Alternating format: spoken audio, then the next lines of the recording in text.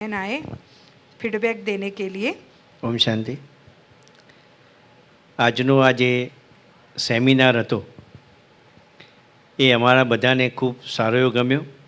Meditation જે દિવસની અંદર 3 વખત કરવા એ પણ આમ તો અમે થોડું ઘણું જાણતા, પરંતુ 3 વખત કેવી રીતે કરવા એ પણ અમને સરસ દીદીએ સમજાવ્યા.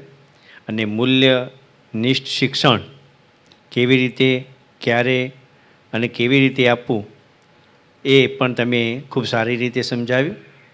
આજે અનિવાર્ય સંજોગોને કારણે ઘણા બધા શિક્ષકો આચાર્યશ્રીઓ આજ હાજર રહી શક્યા નથી, કારણ કે અત્યારે CTSનું જે કામ ચાલે છે એમાં સરકારને એવું છે કે બધા જ વિદ્યાર્થીઓ ઓનલાઈન આવી જાય અને બધા ભણતા થાય એવું એમનું આયોજન છે. અને એના માટે આજ આચાર્યશ્રીઓ, શિક્ષક મિત્રો હાજર રહી શક્યા નથી. પરંતુ આજનો જે કાર્યક્રમ જે શિક્ષક મિત્રોએ, આચાર્ય મિત્રોએ જે નિહાળ્યો છે, જે જોયો છે, એ ખૂબ અદ્ભુત હતો અને એમને ખૂબ આનંદ આવ્યો.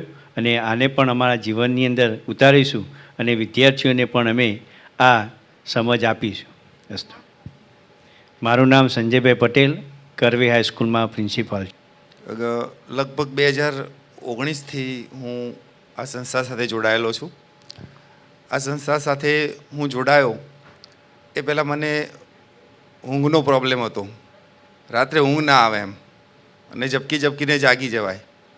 અને આ શિલ્પા દીદી અને ધારાબેન એમના અંડરમાં મેં કોર્સ કરેલો, અને એ પછીથી મારા જીવનનો આખો વ્યૂ ચેન્જ થઈ ગયેલો.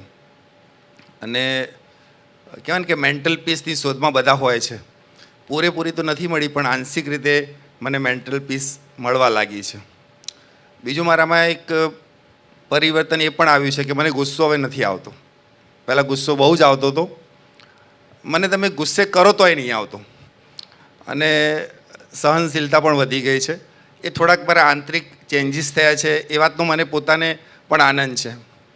અને રહી વાત આપણે આજના સેમિનારની, તો ખૂબ જ જ્ઞાનવર્ધક રહ્યો અને રિવોલ્યુશન લાવી દે એ પ્રકારે આયોજન હતું. અને ટ્રાફિક કંટ્રોલની જે વાત છે એનાથી પણ આપણને ઘણો બધો ફાયદો થાય એમ છે. આપણે આને પ્રેક્ટિકલી જો એક્સપિરિયન્સ કરીશું તો આપણે અચૂક ફાયદો થશે. હું ઈચ્છું કે આવા સેમિનાર થતા રહે તો શિક્ષક જગતને અને વિદ્યાર્થી આલમને ફાયદો થાય.